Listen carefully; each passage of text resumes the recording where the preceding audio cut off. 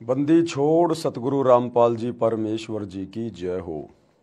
परमपिता परमात्मा सारी सृष्टि के रचनहार कुल मालिक असंख्य ब्रह्मांडों के स्वामी जगत गुरु तीनों लोकों में प्रवेश करके सबका भरण पोषण करने वाले राजाधिराज आत्माधार नाथों के नाथ देवों के देव महादेव सर्वेश्वर महेश्वर मृत्युंजय अजरो अमर आदि अनादि सनातनी प्रभु जगत पिता जगदीश्वर श्री श्री 1008 की उपाधि के वास्तविक अधिकारी अकाल मूर्त शब्द स्वरूपी राम वासुदेव सर्वगतम ब्रह्म परम पूज्य प्रथम पूज्य परम संत परम पुरुष परम धनी परम दयालु सत्य कबीर हक्का कबीर अल्लाहु अकबर बा खबर अल्लाह ताला जगत के तारणहार जगत के मुक्तिदाता जगत के जगन्नाथ हारे के सहारे हिंदुओं के राम मुसलमानों के अल्लाह सिखों के वाहिगुरु ईसाइयों के मसीह दया के सागर दया निधि करुणा के सागर करुणा निधि स्वयंभू परिभू संकट मोचन कष्ट हरण मंगल करण दुख भंजन अविगत कबीर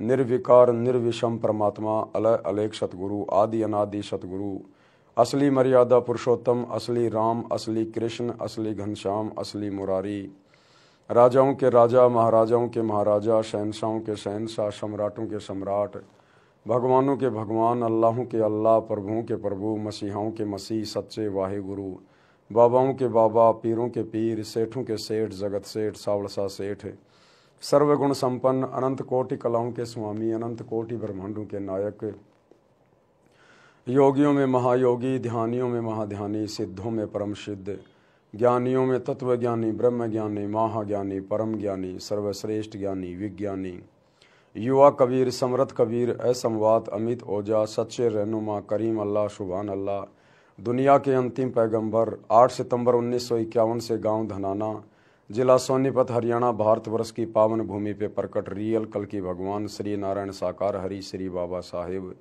नूर अनंत परमात्मा संत श्रोमणी सतगुरु रामपाल जी परमेश्वर जी के चरण कमल में साध संगति से जुड़े हुए देश विदेश से आप और हम सभी सत्सेवक भाई बहनों का अनंत कोटि दंडवत प्रणाम। सत्साई भाई और बहनों, दया परम पिता परमेश्वर जी की सतगुरु रामपाल जी भगवान की जिनके शुभ आशीर्वाद से विशेष आशीर्वाद से आप और हम सभी सत्सेवक भाई बहन इस तत्व ज्ञान को आधार बनाकर भक्ति मार्ग पर मोक्ष मार्ग पर दृढ़ता के साथ निरंतर आगे की ओर बढ़ रहे हैं। भाई और बहनों, इस कलयुग की बिचली पीढ़ी में सतगुरु रामपाल जी परमेश्वर जी की विशेष रजा से आप और हम सभी सत्सेवक भाई बहन साध संगति से जुड़े हुए हैं, क्योंकि साध संगति सतलोक के लिए परमात्मा की सत भक्ति का ट्रेनिंग सेंटर है। साध संगति से जुड़कर ही हम अपने गुरु को परमात्मा के रूप में जान सकते हैं, पहचान सकते हैं।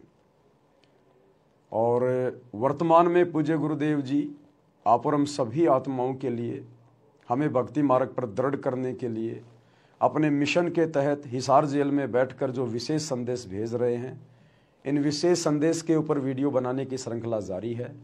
इसी श्रृंखला में आज हमारा ये 7वें नंबर का वीडियो है, यानी विशेष संदेश नंबर 7 पर आज हम गुरुदेव के ज्ञान आधार से उन्हीं के आशीर्वाद से विश्लेषण करेंगे। भाई और बहनों, गुरुदेव की बहुत बड़ी रजा हो रही है। गुरुदेव के कर कमल से लिखित बहुत सारी पुस्तकों के ऊपर सैकड़ों की संख्या में 2-2, 3-3 घंटे के वीडियो बन चुके हैं। जैसे यथार्थ भक्ति बोध का सरलार्थ, इस पुस्तक पर वीडियो बन चुके हैं। बरवाला कांड की सच्चाई, करोथा कांड की सच्चाई, भ्रष्ट जज कुमारक पर न्यायालय की गिरती गरिमा, सृष्टि रचना, इन पुस्तकों पर वीडियो बन चुके हैं। धरती पर अवतार पुस्तक पर वीडियो बन चुके हैं। भक्ति और भगवान पर वीडियो बन चुके हैं। कबीर सागर के सरलार्थ पे लगभग 60 वीडियो 3-3 घंटे के बन चुके हैं। मुक्ति बोध पर 31 वीडियो बन चुके हैं। और फिलहाल पूज्य गुरुदेव के विशेष आशीर्वाद से रोजाना रात्रि 8 बजे जीने की राह पुस्तक पर वीडियो बन रहे हैं। ये जीने की राह पुस्तक पर जो वीडियो बनाए जा रहे हैं, आज उसका पार्ट नंबर 4 चलेगा लाइव रात्रि 8 बजे इसी फेसबुक पेज पवन दासिस लाइव के ऊपर।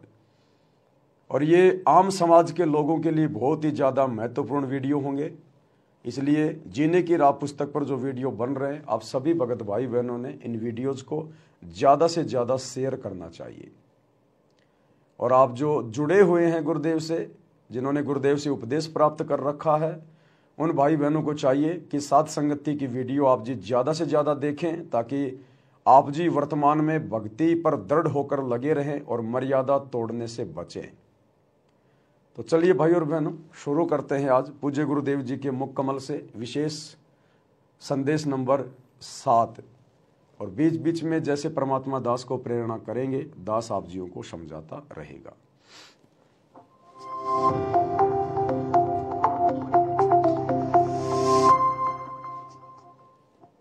सत साहिब। बंदी छोड़ सतगुरु रामपाल जी भगवान की जय हो। हमें हमारे पूज्य गुरुदेव जब भी सत साहिब बोले तो हमने सत साहिब का जवाब सत साहिब में नहीं देना है, केवल उनके नाम का प्यारा सा जयकारा लगा देना है। जय बंदी छोड़ की जय हो परमात्मा की, या फिर बंदी छोड़ सतगुरु रामपाल जी भगवान की जय हो। हाँ, यदि हमारे भगत भाई बहन हमारे को सत साहिब बोले तो हम प्यार से सत साहिब का जवाब सत साहिब में दे सकते हैं, लेकिन गुरु को सत साहिब का जवाब सत साहिब में नहीं दिया जाता है। जिस प्रकार यदि आपके पिता आपसे हाथ मिलाना चाहें तो आप जी हाथ नहीं मिलाओगे अपने पिता से, आप उनके चरण छुओगे जैसे पहले हम छुआ करते थे, या हाथ जोड़ के झुक के आप उनको प्रणाम करोगे कि प्रणाम पिताजी। इसी प्रकार सतगुरु रामपाल जी हमारी आत्मा के पति हैं, हमारे पिता हैं, परमेश्वर हैं। और सत साहिब का जवाब सत साहिब में अपने बाप को नहीं दिया जाता है, अपने बाप के पैर छुए जाते हैं, दंडवत किया जाता है। तो जब भी हमारे गुरुदेव कभी सत साहिब हमें बोलें तो हमने तुरंत दंडवत प्रणाम करना है, यदि भी हमारे सामने है तो। यदि सामने नहीं है तो फिर हमने उनके नाम का जयकारा लगाना है कि बंदी छोड़ सतगुरु रामपाल जी भगवान की जय हो। सतगुरुदेव की जय। बंदी छोड़ कबीर साहिब जी की जय। बंदी छोड़ गरीबदास जी महाराज जी की जय। स्वामी राम देवानंद जी गुरु महाराज जी की जय हो। इसके बाद जब भी हमारे गुरुदेव जयकारे लगाते हैं, हमारे गुरुदेव बहुत सारे जयकारे लगाते हैं, क्योंकि परमात्मा पे कोई कर्म लागू नहीं होता इस काल के लोक में। कर्म आप और हम जीव आत्माओं के ऊपर लागू हैं, इसलिए हमने केवल पतिव्रता पद पे रह के भक्ति करनी है। एकमात्र जयकारा हमने अपने गुरु जी का ही लगाना है और किसी का नहीं लगाना। तो आपने नोटिस किया होगा, जब भी गुरुदेव तीनों समय की आरती हमें सिखाने के लिए कि आरती कैसे की जाती है, जिसके वीडियो रिकॉर्ड कर रखे हैं, जब भी गुरुदेव तीनों समय की आरती में बोलते हैं तो सबसे पहले जयकारे लगाते हैं। कोई भी सत्संग करते हैं सबसे पहले बहुत सारे जयकारे लगाते हैं, गरीबदास जी का, स्वामी रामानंद जी का, बहुत सारे धामों का। लेकिन आपने नोट किया होगा, और तो सभी जयकारे गुरुदेव लगाते हैं, लेकिन एक जयकारा हम सभी भगत भाई बहन लगाते हैं, और वो है अपने गुरु जी का जयकारा। और जब हम गुरु जी का जयकारा लगाते हैं तो गुरु जी चुप हो जाते हैं, और जब गुरु जी जयकारे लगाते हैं तो हम भगत भाई बहन चुप रहते हैं। क्या मतलब है इसका? इसका मतलब ये है कि बाकी जयकारे तो गुरु जी लगा रहे हैं, और जब गुरु जी का जयकारा लगाने का समय आता है तो हम सभी भाई बहन चुप हो जाते हैं, हम केवल अपने गुरु जी का ही जयकारा लगाते हैं। तो भक्तों ने केवल अपने गुरु का ही जयकारा लगाना होता है, इसलिए गुरु जी हमसे और कोई जयकारा नहीं लगवाते। बाकी सारे जयकारे गुरुदेव स्वयं लगाते हैं। गरीबदास जी की जय, स्वामी राम देवानंद जी की जय, फलाने धाम की जय, सर्व धर्मों की जय, सर्व भक्तों की जय, धर्मी पुरुषों की जय, श्री काशी धाम की जय। सारे जयकारे गुरुजी लगाते हैं। केवल एक जयकारा जब गुरुजी के नाम का जयकारा लगाने का समय आता है तो गुरुजी चुप हो जाते हैं। यानी भक्तों ने केवल अपने गुरु का ही जयकारा लगाना होता है। यदि आपने किसी और का जयकारा लगाया, क्योंकि गुरु यानी परमात्मा, और परमात्मा के अलावा सभी जीव हैं, और जीव का जयकारा लगाने का मतलब है उसकी पूजा करना, पतिव्रता धर्म से नीचे गिरना। क्योंकि जयकारा लगाना, दंडवत प्रणाम करना, ये सब पूजा में आते हैं। पूजा में तो पूजा हमने केवल अपने गुरु की करनी है, किसी और की नहीं। तो जयकारा भी हम केवल अपने गुरु जी का लगाएं, बाकी और किसी का ना लगाएं। छोड़ सतगुरु रामपाल जी भगवान की जय हो। सर्व संतों की जय, सर्व भक्तों की जय, धर्मी पुरुषों की जय, श्री काशी धाम की जय, श्री सुडानी धाम की जय, श्री क्रोथा धाम की जय, श्री बरवाड़ा धाम की जय। सत साहिब। गरीब नमो नमो सत्य पुरुष को नमस्कार गुरु की नहीं। सुर नर मुनिजन साधुआ संतों सर्वस दीन। सतगुरु साहिब संत सब दंडवतम प्रणाम। आगे पीछे मध्य हुए किनको पूर्व। कबीर सतगुरु के उपदेश का सुनिया एक विचार। जय सतगुरु मिलते नहीं जाते नरक द्वार। जितना हो सके हम अपने गुरुदेव भगवान की महिमा करें, जितना हो सके अपने गुरुदेव भगवान की मर्यादाओं में रहें।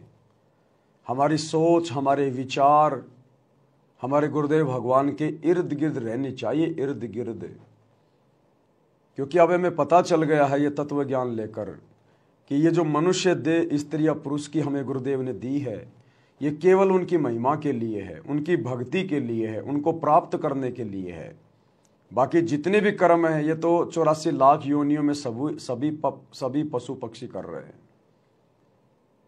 ठीक है, जो आवश्यक जिम्मेदारियां दी है भगवान ने, एक पिता की भूमिका, एक बेटे की भूमिका, ये भूमिकाएं भी हमने निभानी है, ये जिम्मेदारियां भी हमने निभानी है। लेकिन सबसे प्रमुख जिम्मेदारी, सबसे बड़ी जिम्मेदारी अपने गुरुदेव भगवान की भक्ति मर्यादाओं में रह के करना, अपने गुरु को प्रसन्न करना। यानी भक्ति हमारी प्रथम प्राथमिकता होनी चाहिए इस मनुष्य शरीर को प्राप्त करके। यदि हम भक्ति अपने गुरु को प्राथमिकता पर लेकर करेंगे, प्रथम रख के करेंगे और मर्यादा में रह के करेंगे, तो बाकी जिम्मेदारियां भी परमात्मा आसान कर देगा, बहुत आसान कर देगा। जो बिना सतगुरु के बहुत मुश्किल हैं। इंसान सारा दिन बैल और गधे की तरह कमाता रहता, लेकिन उसकी जिम्मेदारियां पूरी नहीं हो पाती। लेकिन यदि हम सतगुरु को शीश पे रख के चलेंगे, मर्यादाओं में चलेंगे, उनको प्रसन्न रखेंगे, तो सतगुरु हमारे लिए बाकी जिम्मेदारियां निभाना भी बहुत आसान कर देंगे, बहुत आसान। हमें पता ही नहीं चलेगा। पहले जहां हम 12-12 घंटे काम किया करते थे, अब केवल 5-6 घंटे में आसानी से हमारे घर का खर्चा चलेगा। क्योंकि एक तो सतगुरु ने वैसे ही हमारी बुराइयां छुड़वा कर, नशा छुड़वा कर, ये फालतू के रीति रिवाज, परंपरा, त्योहार, ब्याह शादी छुड़वा कर हमारा 80% खर्चा और सिरदर्द तो वैसे दूर कर दिया। तो हमें ज़्यादा कमाने की जरूरत ही नहीं पड़ेगी, क्योंकि हम केवल इन्हीं चीज़ों के लिए तो कमाया करते थे। कभी महीने में 2 बार किसी की शादी आ गई, वहाँ कपड़े लेके जाने हैं, किसी का जन्मदिन आ गया, किसी का भात आ गया, किसी का छूचक आ गया, पता नहीं क्या क्या दुनिया भर के प्रोग्राम, कभी होली, कभी दिवाली, कभी मकर संक्रांति, कभी क्या आ गया। तो इन दुनिया भर के आडंबरों में हम अपना व्यर्थ का पैसा जो पसीना बहा बहा के कमाया करते थे वो बर्बाद करते रहते थे। अब गुरुदेव ने हमें तत्व ज्ञान देकर तमाम प्रकार की बुराइयों से, रीति रिवाजों से, परंपराओं से दूर कर दिया है। तो हमारी 80% टेंशन, सिरदर्द, खर्चा तो वैसे गुरु ने कम कर दिया। तो भला हम ज़्यादा कमाने की जरूरत क्या पड़ेगी। अब जो समय हमारा गुरुदेव ने बचाया है उस समय को हम परमात्मा की भक्ति में लगाएं। तीनों समय की आरती को हम विधि विधान से करें, समय निकाल के करें, पुस्तक को हाथ में लेके करें। हमने उस पुस्तक का पाठ करना होता है, वो पाठ करने के लिए दिए भगवान ने। इन मोबाइलों में तो आरती केवल गुरुदेव ने इसलिए डाली है ताकि हमें पता चले कि आरती हमने कैसे करनी है, कहाँ पर क्या बोलना है, इसलिए। और गुरुदेव ने खुद आरती की पुस्तक हाथ में लेकर और आरती करके हमें ये दिखाया कि जैसे मैं अपने मुंह बोले गुरु के सामने आरती कर रहा हूँ, इसी प्रकार तुमने भी इस पुस्तक को हाथ में लेकर मेरी तरह और इसी प्रकार से अपने मुख से आरती करनी है, तब इसका पाठ समझा जाएगा। और भक्ति बोध जो पुस्तक है तीनों समय की आरती वाली, उसमें सबसे ऊपर लिखा है मूल्य, और मूल्य की जगह लिखा है नित्य नियम पाठ। अगर हम इस पुस्तक को हाथ में लेके रोजाना तीनों समय की आरती का पाठ करते हैं तो समझो हम अपने गुरुदेव भगवान को इस पुस्तक की कीमत अदा कर रहे हैं, अन्यथा हम उनके साथ में धोखा कर रहे हैं। यदि हम चलते फिरते, खाते पीते, उठते बैठते मोबाइल में जेब में डाल के आरतियां कर रहे हैं तो ये मोबाइल से आरती करना केवल विशेष परिस्थितियों के लिए है या फिर उन भगत भाई बहनों के लिए है जो अनपढ़ हैं, जो नेत्रहीन हैं, ज़्यादा बुजुर्ग हैं, ये उनके लिए है। बाकी आत्माओं के लिए परमात्मा ने हमें विधि बता दी और हमें पुस्तक दे दी है। तो जब तक हम विधि विधान से आरतियां नहीं करेंगे, और सुमरण की भी परमात्मा ने विधि बताई, ये खाते पीते उठते बैठते नहाते धोते, ये केवल शुरुआत के लिए हैं। जब हम भक्ति से जुड़ते हैं तो शुरुआत में हमने चलो कोई बात नहीं, इतना ज्ञान नहीं होता, हम गुरुजी की मर्यादाओं को इतना विशेष नहीं समझ पाते ज्ञान के कारण, तो जैसे भी चलते फिरते खाते नहाते धोते आते जाते मंत्र हम करते रहते हैं, वो भी करने हैं। लेकिन उसके बाद गुरुदेव ने सत्संग में बताया कि आपने विशेष तौर पर सुरती नृत्य मन और पवन के साथ ध्यान लगाकर आपने मंत्र करने पड़ेंगे। कुछ समय निकालिए, इस परमात्मा की भक्ति को प्रथम महत्व दीजिए। एकांत में बैठ के 10 मिनट 5 मिनट शांति से ध्यान लगाकर क्या मंत्र ले रहा हूं, क्या छोड़ रहा हूं, हम इस प्रकार से ध्यान से मंत्र करेंगे सुरती नृत्य से, तब ये मंत्र अपना विशेष काम करेंगे। जब तक जो सिरिंज है, सिरिंज इंजेक्शन, जब तक इंजेक्शन के माध्यम से दवा अंदर नहीं जाएगी तो रोगी स्वस्थ कैसे होगा? जब दवा अंदर जाएगी तभी तो रोग कटेगा। तो जब तक हम सुरती नृत्य से ध्यान से मंत्र जाप नहीं करेंगे, भक्ति को प्रथम महत्व नहीं देंगे, थोड़ा अपने आप को शांति में नहीं लेके आएंगे, तब तक भक्ति हमारे अंदर कैसे प्रवेश करेगी? और भक्ति प्रवेश नहीं करेगी तो हमारे अंदर परिवर्तन कैसे होगा, हम भगत कैसे बनेंगे? तो इन बातों का भी हमने ध्यान रखना है। तो इन समस्त बातों को ध्यान में रखने के लिए गुरुदेव कह रहे हैं कि सतगुरु के उपदेश का और लाया एक विचार, और जय सतगुरु मिलते नहीं हम जाते नरक द्वार। अगर हमें ऐसा सतगुरु ना मिलता, ऐसा अनमोल ज्ञान प्रदान ना करता, ऐसी अनमोल भक्ति ना देता, तो आज हमारी क्या हालत होती? बाकी दुनिया वाले देख लो, आए दिन अखबार में क्या आता है, छोटे से जमीन के टुकड़े पे झगड़ा हो गया, लड़ाई हो गई, सर फूट गया, परिवार के 2 व्यक्ति मर गए, गाड़ियां एक्सीडेंट हो रही है, लोग गाड़ियों में मर रहे हैं, कट रहे हैं, किसी की आंख फूट गई, किसी का हाथ कट गया, सारा दिन भाग दौड़, एक पैर भी इंसान का टिकता नहीं है, दुनिया भर की टेंशन सारा दिन दिमाग में लाद के चलता है, रात को नींद भी ढंग से नहीं ले पाता, सुबह उठते फिर वही प्रक्रिया। तो सतगुरु से उपदेश लेने के बाद हमें किस कदर आत्मिक शांति प्राप्त हुई है, हमें कितना आनंद महसूस हो रहा है, हमें वास्तव में जीने का आनंद सतगुरु की शरण में आने के बाद हुआ है। और जब ऐसे गंदे लोक में सतगुरु हमें भक्ति देकर इतना आनंद दे सकता है, तो सोचो फिर सतगुरु का शतलोक क्या होगा, जिसके बारे में सतगुरु दिन रात गुण गाते हैं, उसकी महिमा करते हैं और हमें वहां चलने के लिए प्रेरित करते रहते हैं कि बच्चों शतलोक चलो, वहां के सुख अखंड हैं। यहां पर ब्रह्मा विष्णु महेश को भी वो सुख नहीं है जो सतलोक में तुम्हारे चरणों में पड़े रहते हैं। 4 माया 4 दास, मालिक की वाणी है, 4 मुक्ति जहां चंपी करती माया होरी दासी, और दास गरीब अभय पद परसै वो मिले राम अविनाशी। तो हमने कुछ देर सतगुरु के सत्संगों पर सत्संग सुनने के बाद हमने थोड़ा विचार भी करना चाहिए, चिंतन मनन भी करना चाहिए, अपने जीवन में हो रहे परिवर्तन को भी देखकर गुरुदेव का धन्यवाद करना चाहिए कि परमात्मा, हम पशुआजन जीव थे और आपने हमारे को इंसान बनाया, इंसान से देवता बनाया, और अब तो आपने देवताओं से भी ऊपर की कैटेगरी में लाके खड़ा कर दिया। क्योंकि देवता तो झूठ भी बोलते हैं, देवताओं में राग द्वेष ईर्ष्या मान बढ़ाई लड़ाई झगड़ा सब कुछ है, देवता राज्य प्राप्ति की इच्छा चाहते हैं, लेकिन आज आप और हमारी परमात्मा ने वो सारी इच्छाएं मेट दी। सतगुरु मिले तो इच्छा मेटे, पद मिल पद समाना। आज हम देवताओं से भी कई गुना उच्च कोटि की आत्माएं बन चुकी हैं। इस कदर परिवर्तन गुरुदेव ने हमारे अंदर कर दिया है। कीट न जाने भृंग को गुरु कर ले आप समान। तो कब गुरु ने हमें अपने जैसा बना लिया हमें पता भी नहीं चल रहा। लेकिन ये परिवर्तन उन्हीं आत्माओं में होता है जो आत्माएं अपने गुरु को अपना इष्ट मानकर, परमात्मा मानकर, संसार से पीठ फेर कर और संघर्ष करते हुए भक्ति मार्ग पर दृढ़ता के साथ आगे की ओर बढ़ते हैं। वही आत्माएं अपने अंदर परिवर्तन महसूस कर पाती हैं, अन्यथा ज़्यादातर संगत आपको देखने को मिलेगी जब आश्रमों में आएगी, सत्संगों में आएगी तो एक नंबर के भगत बने दिखाई देंगे, और जैसे ही आश्रम से बाहर निकलेंगे कोई कह भी नहीं सकता कि ये जगत वाले हैं या फिर ये भगत हैं। तो परमात्मा कहते हैं जो पतिव्रता स्त्री होती है वो घर में और बाहर एक समान रहनी चाहिए, क्योंकि उसका पति, उसका गुरु अंतर्यामी है, वो पल पल उसकी हर एक हरकत पे नजर रखता है। और यदि पति नाराज हो गया तो फिर औरत का फिर कहाँ सम्मान रह जाएगा, उसका तो जीना मुश्किल हो जाएगा। तो हम आत्मा हैं, हमारे गुरु हमारे पति परमेश्वर हैं, और ये अंतर्यामी हैं, समर्थ हैं, दिव्य दृष्टा हैं। हम इनसे कुछ भी नहीं छुपा सकते, अपनी मन की बात भी हम अपने गुरु से नहीं छुपा सकते। इसलिए मन में भी बहुत सोच समझ के विचार करें। जब भी हम कभी अपने गुरुदेव के बारे में बोलें या सोचें तो हमने ये सोचना चाहिए कि मैं गुरु जी के बारे में नहीं सोच रहा, मैं गुरु जी के बारे में नहीं बोल रहा, मैं परमात्मा कबीर जी के बारे में बोल रहा हूँ, परमात्मा कबीर जी के बारे में सोच रहा हूँ।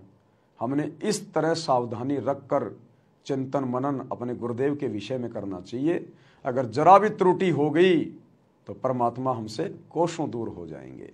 इसलिए हमने गुरुदेव के उपदेशों पर, गुरुदेव के वचनों पर, गुरुदेव के सत्संगों पर हमने चिंतन मनन भी करना चाहिए ताकि हम आगे बढ़े। नरक द्वार में दूत सब करते खेचा तान, उनसे कभू नहीं छूटता फिरता चारों खाने। कबीर चार खानी में भरमता, कबहू न लगता पार। सो फेरा सब मिट गया, मेरे सतगुरु के उपकार। बिना सतगुरु की सच्ची भक्ति के या आम इंसान तो छोड़िए, देश का राजा भी, ब्रह्मा विष्णु महेश भी अपने एक छोटे से संस्कार में परिवर्तन नहीं कर सकता। छोटे से संस्कार में श्री विष्णु जी को नारद जी का श्राप लगा था। ये तीन लोक का भगवान अपने उस प्रारब्ध में परिवर्तन नहीं कर पाया। अपने भतीजे नारद का श्राप भोगने के लिए पृथ्वी पर त्रेता में रामचंद्र रूप में आना पड़ा, रामचंद्र रूप में। बिना सतगुरु की सच्ची, और बाली को मारा था त्रेता युग में, द्वापर में उसको भुगतना पड़ा। द्वापर में उसको अपना वो कर्म काटना पड़ा। आज पता नहीं भाई और बहनों, स्पीकर डबल डबल बोल रहा आज। तो बिना सतभक्ति के तीन लोक के भगवान भी अपने प्रारब्ध का कर्म नहीं काट सकते, संस्कार नहीं काट सकते, इनको भी भोगना पड़ता है। फिर आम व्यक्ति की भला क्या औकात है। इसलिए हमने अपने गुरुदेव के सत्संगों पर हमने विचार करना चाहिए कि मेरे गुरुदेव भगवान ने किस कदर मेरे कर्म काट दिए हैं। तो इस प्रकार हमने अपने गुरुदेव भगवान का धन्यवाद करना चाहिए, चिंतन मनन करना चाहिए कि परमेश्वर आपकी शरण में आए बिना यहाँ की जो परम शक्ति है, ब्रह्मा विष्णु महेश है, वो भी अपने कर्म नहीं काट सकते। और आपने परमात्मा हमें अपनी शरण में लेकर हमारे जन्म जन्मांतरों के कर्म काट दिए, युगों युगों के पाप कर्म काट दिए। हम 84 लाख योनियों में जाने थे, वहाँ कष्ट उठाने थे।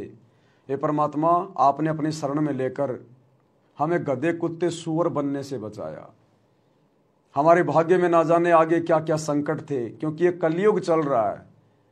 इस समय केवल हमारे पाप कर्म बचे हुए थे। पुण्य हम पहले के युगों में खा चुके थे, खर्च कर चुके थे, और पाप कर्मों के कारण ना जाने क्या क्या दुख हमारे ऊपर आने थे। लेकिन आपके शरण में आने के बाद आपने हर प्रकार से हमारे पाप कर्मों का सत्यानाश कर दिया।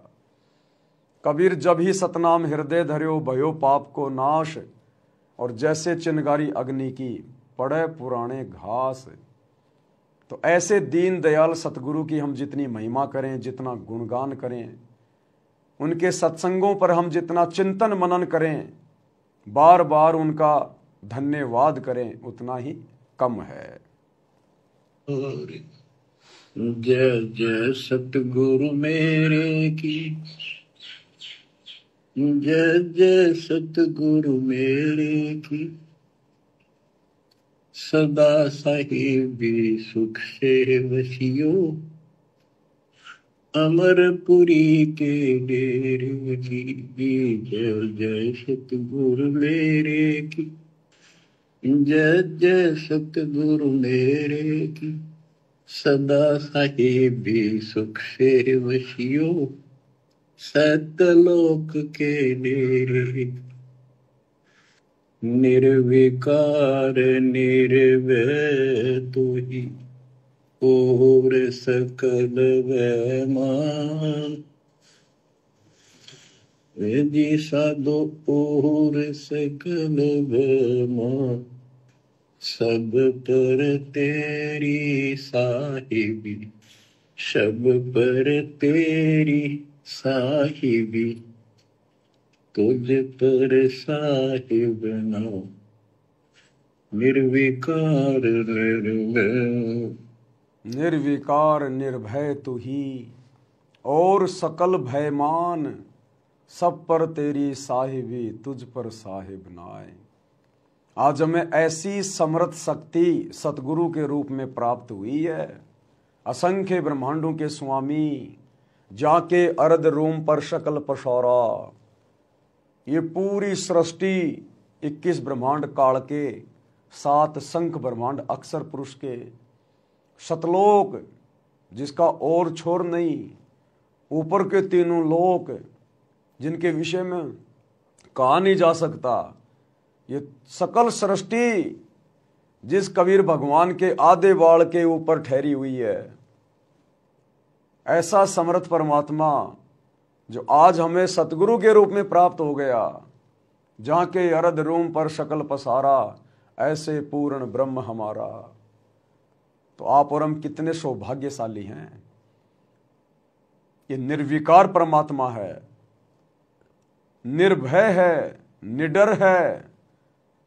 इनके अलावा सृष्टि में सब जीव हैं जो भी देव महादेव हैं, और वे सभी भयभीत रहते हैं। देवता राक्षसों से भयभीत रहते हैं। देवताओं का राजा इंद्र 24 घंटे भयभीत रहता है, कहीं राक्षस हमला करके राज्य ना छीन लें, कहीं पृथ्वी पर कोई मेरा इंद्र का पद प्राप्त करने योग्य कोई तप ना कर रहा हो, कोई भक्ति ना कर रहा हो। ब्रह्मा विष्णु महेश दुखी, हमेशा भयभीत। अक्षर पुरुष भी दुखी, वो भी भयभीत। 21 ब्रह्मांड का स्वामी काल भी भयभीत कि कहीं परमात्मा आकर जीवों को सतलोक ना ले जाए, मैं क्या खाऊंगा, मैं भूखा मर जाऊंगा। और आम प्राणियों के तो फिर औकात ही क्या है। धरती का राजा भयभीत। जैसे 4 साल पूरी होती हैं, 5वां वर्ष शुरू होता है, चुनाव आते हैं, 24 घंटे उसकी घिग्गी बंदी रहती है। 24 घंटे टेंशन, रात को गोली खा खा के सोता है कि अब की बार पीएम रहूंगा नहीं रहूंगा, अब की बार सीएम रहूंगा नहीं रहूंगा। एक सरपंच को चिंता शुरू हो जाती है, अगली बार क्या होगा, हारूंगा या जीतूंगा। आम आदमी तो 24 घंटे वैसे ही बेचारा भयभीत रहता है। किसी के ऊपर कर्जा चढ़ा हुआ है तो मांगने वालों का डर, परिवार के पालन पोषण में सारा दिन बेचारा भटकता रहता है। तो कहते हैं यदि सकल सृष्टि में एकमात्र कोई समर्थ है, निर्विकार निर्भय निडर है, तो केवल कबीर भगवान है। कबीर परमात्मा, देवों का देव। और वे देवों के देव आज हमें सतगुरु रामपाल जी के रूप में प्राप्त हैं। तो परमेश्वर हमें भी अपने जैसा बनाएंगे। बलिहारी गुरु आपना, घड़ी घड़ी 100 बार, मानु से देवता की आकरत न लाई बार। गुरु को कीजिए दंडवत कोटि कोटि प्रणाम, और कीट न जाने भृंग को, यूं सतगुरु कर ले आप समान। तो सतलोक ले जाने के लिए सतगुरुदेव भगवान हमें अपने जैसे गुणों से युक्त करेंगे। हम जीव हैं, हम पीव नहीं बन सकते, लेकिन पीव के कुछ गुण हमने अपने अंदर लाने पड़ेंगे।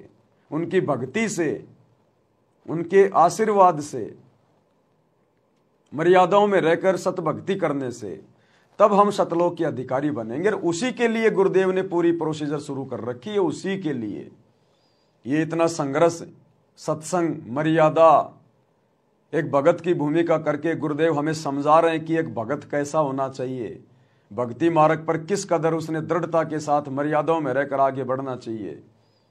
ये सत्संग कर करके काललोक के कष्ट दुख परमात्मा ने हमें क्यों समझाए, क्यों बताए, ताकि यहाँ से हमारी आस्था हटे और सतलोक के सुखों में हमारी आस्था लगे। तभी तो हम ऊपर बढ़ेंगे, तभी तो हम सतलोक जा पाएंगे। अगर हमारी आस्था यहीं पर थोड़े बहुत सुख प्राप्त करके बनी रही तो भाई परमात्मा कहते हैं जहाँ आशा तहाँ बासा होई, मन कर्म वचन सुमरियो सोई।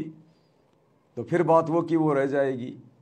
अगर पार नहीं हुए तो क्या फायदा फिर इस भक्ति पर लगकर इतनी मर्यादा निभाना, इतना संघर्ष करना, इतना समय देना, फिर क्या फायदा हुआ। तो भाई और बहनों, हमारा टारगेट केवल एक ही होना चाहिए। चाहे आप धरती पर राजा बन जाएं इस भक्ति से, चाहे आप महाराजा बन जाएं, चाहे आपको कितने सुख हो जाएं, लेकिन हम रोज 1 या 2 बार अवश्य चिंतन करें कि मेरा टारगेट क्या है, मेरा मकसद क्या है, मैं भक्ति कर क्यों रहा हूं। क्या ये सुख प्राप्त करने के लिए, क्या ये भौतिक सुख सुविधाओं का आनंद उठाने के लिए? नहीं, ये आनंद तो मैं करोड़ों बार राजा रहकर ब्रह्मा विष्णु महेश बनकर भोग चुका हूं, मेरे हाथ कुछ भी नहीं लगा। मेरा एकमात्र टारगेट, मेरा लक्ष्य केवल सतलोक है। और सतलोक के लक्ष्य को प्राप्त करने के लिए मेरे मार्ग में कोई वस्तु बाधा ना बन जाए। यदि कोई वस्तु बाधा उत्पन्न कर रही है तो चिंतन करना चाहिए कि कौन सी वस्तु आड़े आ रही है, उस बाधा को हटाने का प्रयास करना चाहिए। इसी को कहते हैं सत्संगों के ऊपर चिंतन मनन करना, मंथन करना, ताकि हमारा रास्ता क्लियर रहे और काल हमें किसी भी प्रकार से धोखा ना दे सके, हमें यहां पर फंसा ना सके। तब जाकर हमारी बात बनेगी।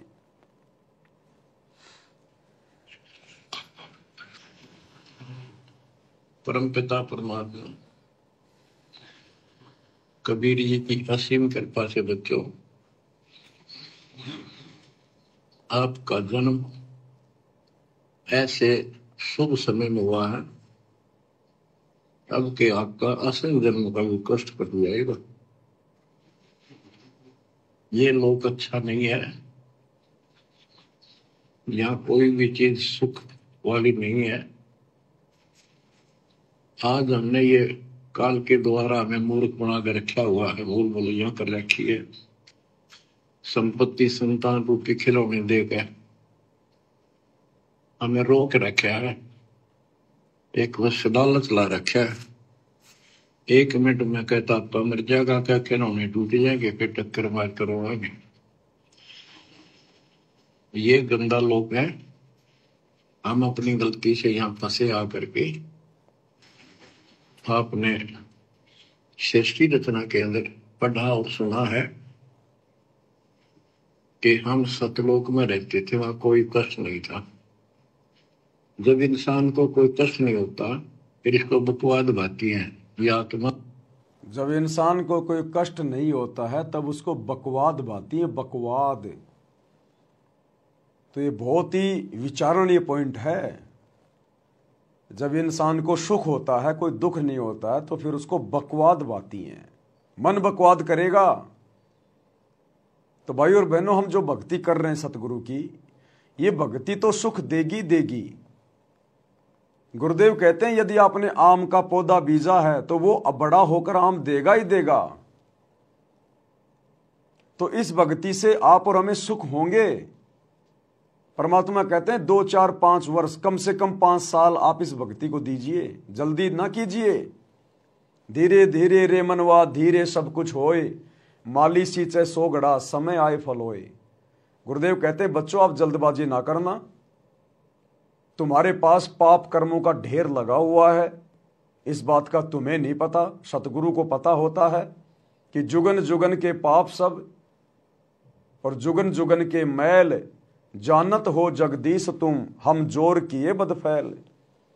ये परमात्मा युगों युगों से हम पाप कर्म करते हुए आ रहे हैं, बदफैल यानी कुकर्म करते हुए आ रहे हैं। राजा महाराजा बनकर, शिकारी बनकर, पारदी बनकर, कसाई बनकर, 2 नंबर के काम करके, चोरी करके, डकैती करके, जारी करके। हम युगों युगों से यही पाप कर्म करते हुए आ रहे हैं और हमारे संचित पाप कर्मों का ढेर लगा हुआ पहाड़। तो सतगुरु को इस बात का पता है। जब मरीज हॉस्पिटल में जाता है तो डॉक्टर को पता होता है कि ये कितना बीमार है और कैसे इसका इलाज करना है। मरीज ने फिर जल्दबाजी नहीं करनी चाहिए यदि डॉक्टर की शरण में चला गया तो सतगुरु को पता है कि हम कितने पाप कर्मों से ग्रस्त हैं, हमारे पाप कर्मों का ढेर है, ढेर। तो धीरे धीरे परमात्मा इसको काटेगा और यहां भी हमें धीरे धीरे परमात्मा सुख देगा हमारी भक्ति से ही। पाप कर्म भी हमारी भक्ति से कटेंगे, सुख भी परमात्मा हमें हमारी भक्ति से देगा। लेकिन शुरुआत में हम भक्ति पर लगें, टिक सकें, इसलिए शुरू में गुरुदेव अपनी तरफ से, अपने आशीर्वाद से, अपने कोटे से हमें थोड़ी बहुत राहत देता है ताकि हमें विश्वास हो कि हाँ ये भक्ति सही है, मेरा ये काम बन गया। तो भक्ति पर लगते ही शुरुआत में जो हमारे काम बनने शुरू हो जाते हैं, कोई स्वस्थ हो जाता है, किसी का कारोबार ठीक ठाक चल पड़ता है, तो वो उसकी भक्ति के कारण नहीं चल रहा, वो सतगुरु ने अपनी तरफ से ऐड दी है, अपनी तरफ से राहत दी, आशीर्वाद दिया है ताकि इसको विश्वास हो इस भक्ति पर और ये भक्ति शुरू करे। फिर आगे चलकर धीरे धीरे फिर हमने समझदार बनकर फिर हमने मर्यादा में रहकर भक्ति करनी पड़ती है। जिस प्रकार गवर्नमेंट किसी के कारोबार के लिए शुरुआत में सब्सिडी देती है, उसको मदद दे देती है, लेकिन बाद में उसने खुद ही अपना धंधा करना होता है, हमेशा गवर्नमेंट सब्सिडी नहीं देगी। तो गुरुदेव भक्ति की शुरुआत में हमारे को सब्सिडी देते हैं, आशीर्वाद देते हैं विशेष, ताकि हम भक्ति पर टिकें। तो जैसे जैसे हमारे को 4-5 साल इस भक्ति पर होंगी, फिर हमारे घर में, हमारे काम धंधे में, हमारे शरीर में बरकत होनी शुरू हो जाएगी और हमें सुख होंगे। और फिर परमात्मा का नियम है कि जैसे जीव सुखी होगा, काल अपना दाव खेलेगा। फिर ये इंसान बकवाद करना शुरू कर देता है, नए नए कारोबार खोलना शुरू कर देता है। पहले बीमार था, परेशान था, भगवान के आगे हाथ जोड़ता रहता था, कहीं बकवाद नहीं करता था। स्वस्थ होने के बाद फिर ये रिश्तेदारियों में घूमने लग जाएगा, ब्याह शादी में घूमने लग जाएगा, यार दोस्तों के साथ में घूमने लग जाएगा। तो फिर ये मन बकवाद की ओर लेके जाएगा। तो परमात्मा हमें समझा रहे हैं कि जब ये जीव सुखी होता है तो ये बकवाद की ओर चलता है, ये नियम है। तो हमने इस बात का भी ध्यान रखना है भक्ति करते करते, भले हम कितने सुख प्राप्त करें, भले हम कितने सुखी हो जाएं, लेकिन गुरुदेव के इन वचनों को नहीं भूलना चाहिए। और हमने अपनी औकात में रह के, अपनी हद में रह के, अपने पुराने दिनों को याद करके कि सतगुरु के मिलने से पहले मेरा क्या जीवन था, जानवर की तरह था मैं, कोई मांगने पे भी उधार पैसे नहीं देता था। फिर तू आज किन के जाके बीच में बैठ रहा है?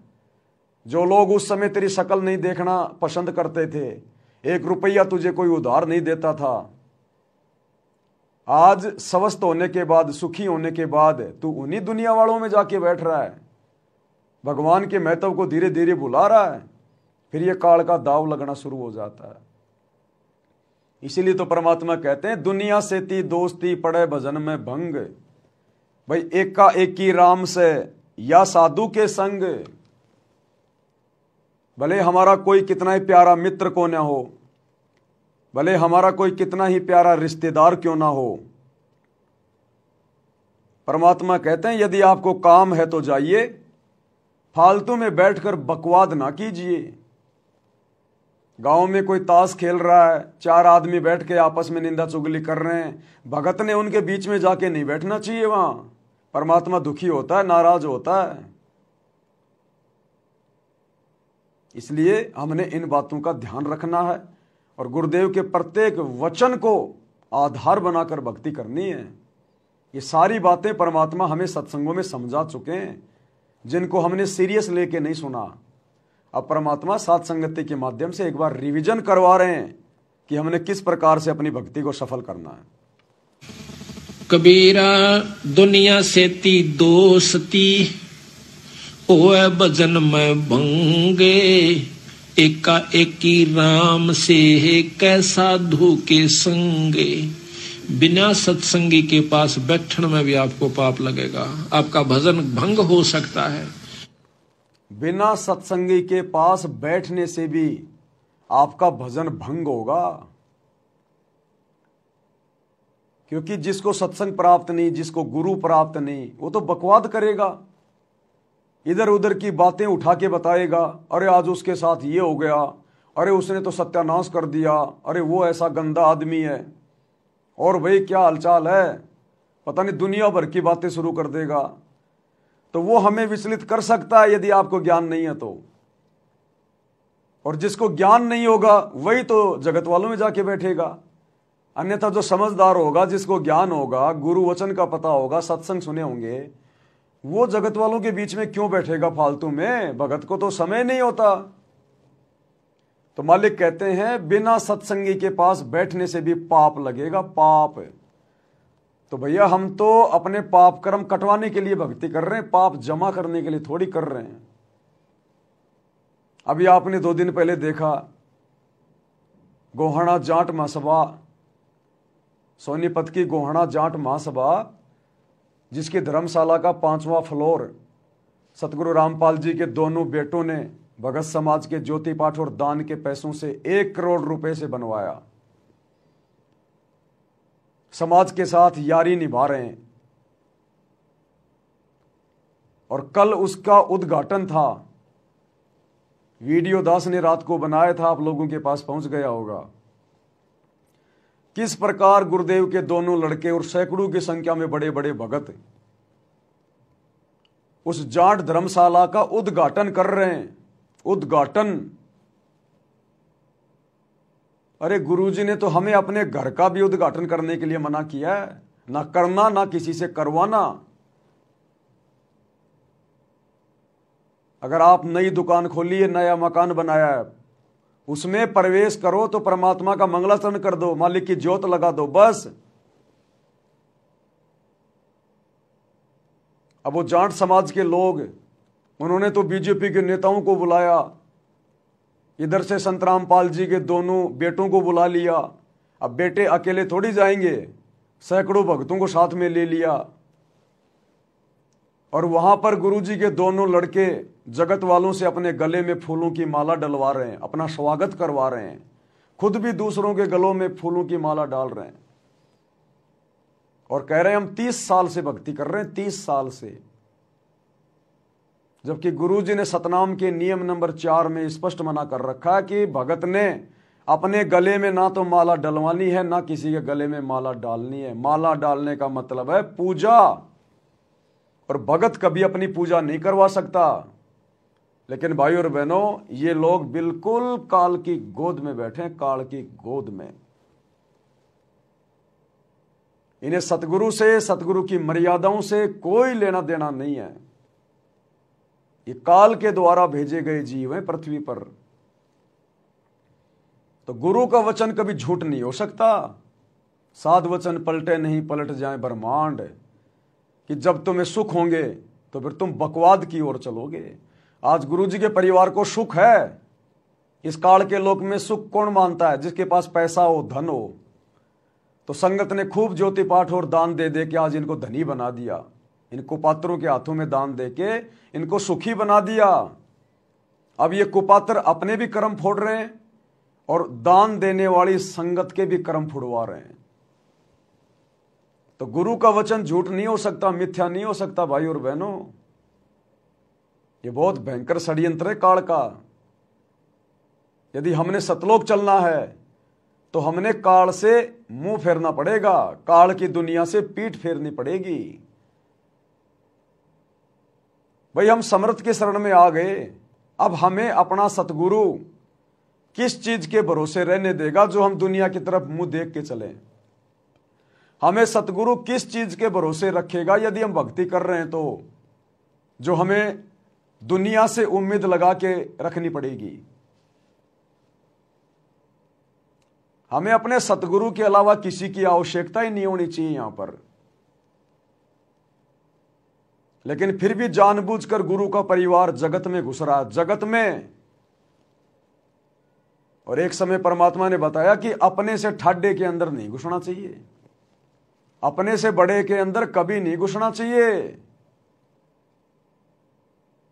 और इस काल लोक की दुनिया के हिसाब से हम भगत सबसे नीचे हैं, सबसे नीचे। यहां का एक सरपंच भी हमारे से ठाड्डा है, हमारे से ऊपर है सांसारिक दृष्टि में। इसलिए तो गुरुजी कहते हैं दुनिया से ती दोस्ती पड़े भजन में भंग। तो गुरुदेव ने बताया एक समय एक ऊंट मर गया और उसको जानवरों ने खा खा के अंदर से थोता कर दिया। ऊपर से बरसात हो गई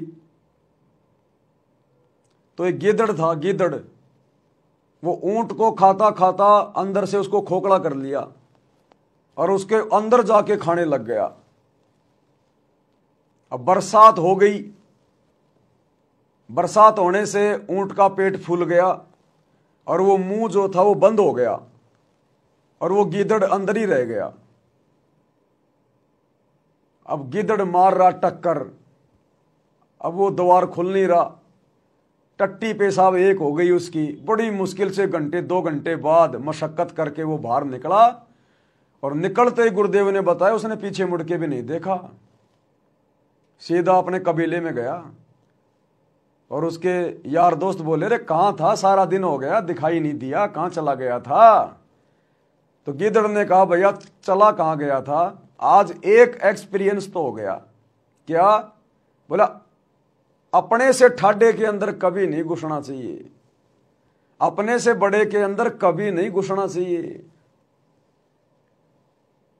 तो भाई और बहनों, वैसे तो बहुत सारी घटनाएं, बहुत सारे उदाहरण गुरुदेव हमें दे चुके हैं, लेकिन अब हमने गुरुदेव के परिवार को देखकर, क्योंकि आने वाले समय में गुरुदेव का परिवार जिस कदर अपनी दुर्गति करवाएगा यहां पर, क्योंकि हम भक्ति कर रहे हैं, मजाक नहीं कर रहे।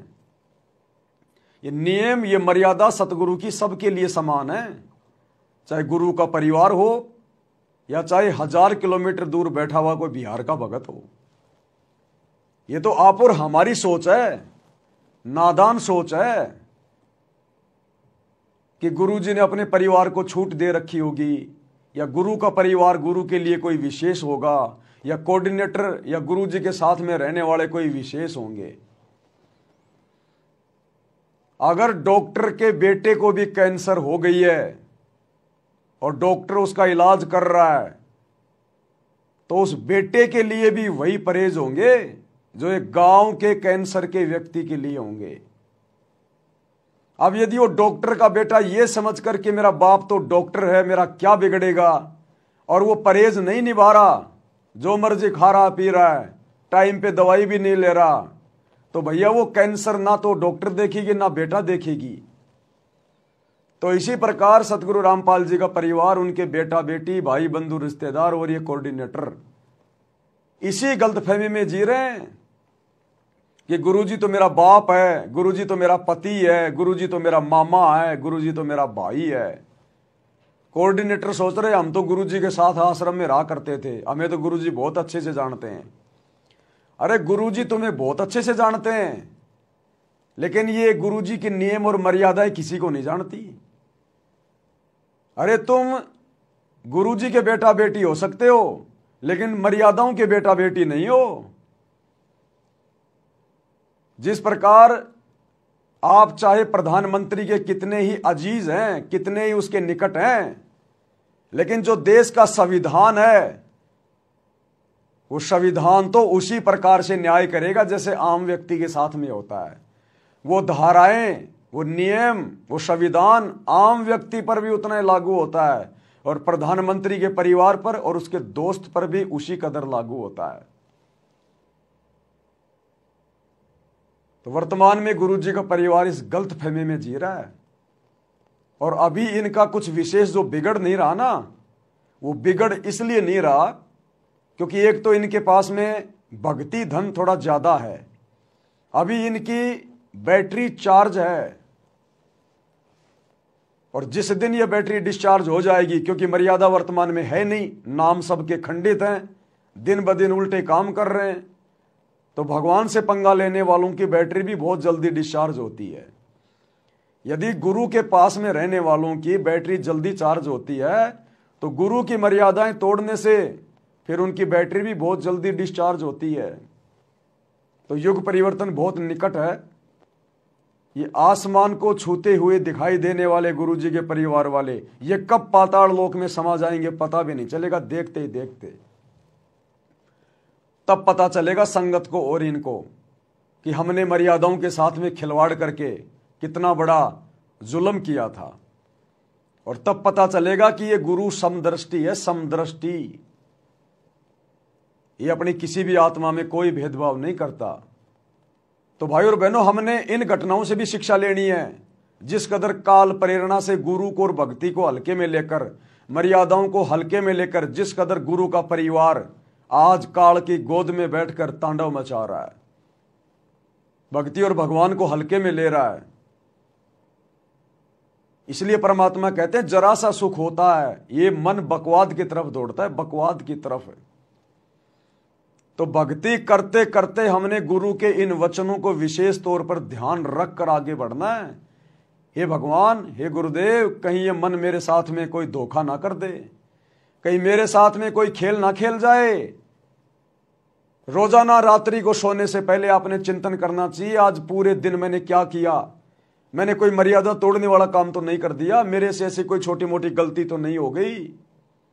एक बार हमने रात्रि को सोते सोते या सोने से पहले या बिस्तर पर लेटे लेटे 5 मिनट हमने अपने पूरे दिन की जो क्रिया है उसके ऊपर हमने चिंतन करना चाहिए कि आज मेरे से कोई स्वतंत्र कर्म तो नहीं हो गया, मेरे से कहीं कोई मर्यादा में उक चूक तो नहीं हो गई।